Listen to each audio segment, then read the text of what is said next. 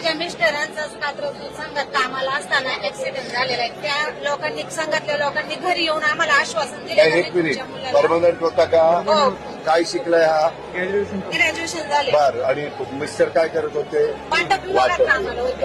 स्वप्नील, मी आता जे काम सांगतो ते कुठल्याही परिस्थितीत झालं पाहिजे.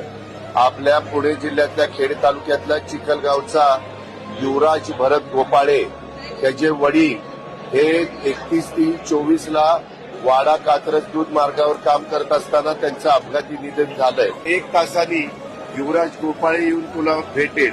त्याला करून घे लगेचच. ओके, मी तुला नोकरी आज देतो.